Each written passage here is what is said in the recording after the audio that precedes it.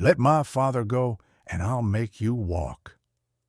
The courtroom erupted in whispers and quiet laughter until all eyes fell on the judge.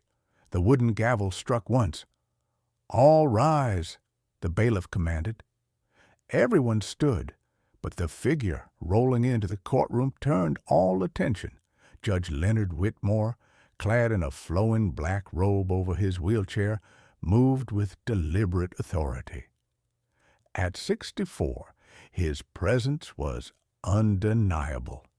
Though his legs had been paralyzed for years, the steel in his gray eyes conveyed absolute command. He had spent more than a decade earning a reputation as unyielding, especially toward repeat offenders. And today's case seemed no different. Seated at the defendant's table was a man in his late 30s, handcuffed in front, wearing a faded orange jumpsuit. His name was Terrence Harper, facing charges of fraud, obstruction, and resisting arrest. To the court, it was just another file. But to Judge Whitmore, each repeat offense reflected a story he had grown tired of seeing. No remorse, no apologies, just numbers in a ledger. Tension filled the air as the trial approached its final act, sentencing. The prosecutor rose, clearing his throat. "Your Honor, the people recommend no less than 15 years. The defendant has wasted this court's time with unfounded claims of false imprisonment. He has lied about his identity, lied about his abilities, and now must face the consequences." Terrence lowered his head. His public defender remained silent, resigned hours ago. Whitmore straightened in his chair, preparing to speak. Then the doors to the courtroom creaked open. Small footsteps pattered against the polished floor, drawing everyone's gaze. Gasps followed. A young girl, no older than 7, stepped into the room. She wore a pale yellow dress, her hair tied neatly in 2 braids. No adults accompanied her.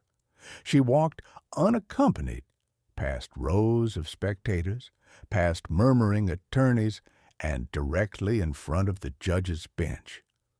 "Who is this child?" Judge Whitmore barked, confusion etched across his face. "I'll make you walk if you let my father go," she said calmly, her eyes unwavering.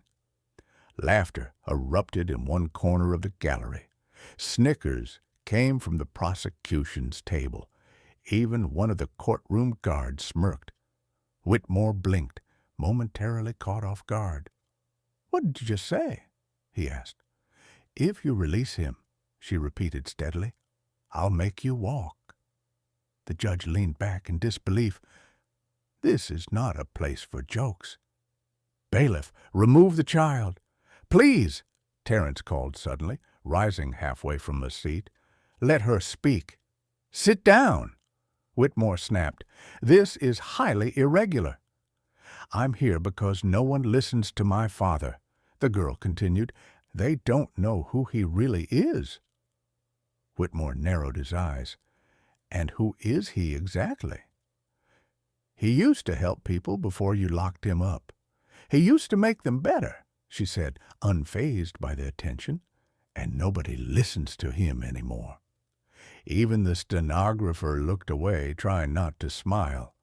The judge glanced at his clerk, clearly frustrated. "Why is she even here?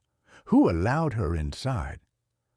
"She is his daughter," the bailiff said awkwardly. "She walked in alone and refused to leave. We didn't know what to do. You should have stopped her. We tried." Whitmore looked at the girl. "What is your name, child?" "Faith," she replied. The room fell silent. "I don't know what you think is going to happen here, Faith," Whitmore said slowly. "This is a courtroom, not a place for whatever this is." "But this is exactly where it needs to happen," she replied. "You've sat in that chair for 10 years, haven't you? They told you you would never walk again. fact you've always wanted to walk. Whitmore's hands gripped the wheels of his chair tightly. Faith stepped closer. "I'm not here to frighten you," she said softly. "I'm asking you to do something no one else will. Please, don't punish my father unfairly. He didn't lie. You just didn't believe him." Whitmore glanced at Terence. The man's eyes were wide, torn between hope and disbelief. Faith raised her small hand slowly. "If you let him go," she whispered, "I'll give something back to you." Whitmore's mouth opened, then paused. For the first time in a decade, he felt warmth in his body, a subtle heat, like sunlight soaking into his knees. He looked down at his legs. Nothing seemed to move, but somehow it felt different. Faith didn't flinch. She didn't retract her hand. The courtroom held its breath. The bailiffs looked on, unsure if they should intervene. Whitmore slowly released the rims of his wheelchair. "What are you doing to me?" he asked. "I'm not doing anything," she replied. "You've always wanted to walk. I'm just unlocking what's still inside you. You're afraid, but not of pain. You're afraid of being wrong." Her words struck deep. For 10 years, Whitmore had accepted not just paralysis in his legs, but also a kind of spiritual and mental confinement. The day his legs stopped working, he had closed himself off to the world and reason. He looked at Terence again, whose eyes followed his daughter. "You knew she could do this," Terence whispered. "You never let her try before. Why now?" "Because I told her I might never see him again. She said she'd help." The warmth traveled through Whitmore's legs. Slowly, hesitantly, he moved his right foot. A gasp echoed through the courtroom, then the left. The chair scraped as he pushed down on the armrests, rising to his feet. Silence followed, then uproar. Faith stepped back, smiling. "Now, please give me back my father." Whitmore staggered slightly, disbelief etched on his face. Dazed, he gestured toward the file before him. Terence's record, years of arrests, mostly dismissed. The current charge rested on an anonymous tip. No hard evidence, no victim willing to testify. Everything unraveled within minutes. Within the hour, Whitmore issued a complete reversal. "Terence Harper," he said, voice shaking, "you are cleared of all charges. Your record will be expunged, and this court owes you an apology." Faith rushed into her father's arms.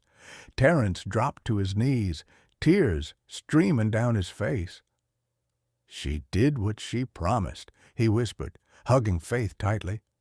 Whitmore approached slowly. "I want to know, how did she do that?" "She didn't heal you," Terence said. "She reminded you that you could heal yourself." Whitmore shook his head. "It's impossible," Faith smiled. "Sometimes impossible is just a word for things people refuse to believe." The judge gestured for the bailiff. Terence's chains clattered to the floor. Father and daughter embraced, tears of relief streaming down both their faces. Before leaving, Whitmore called out, "Faith?" She turned.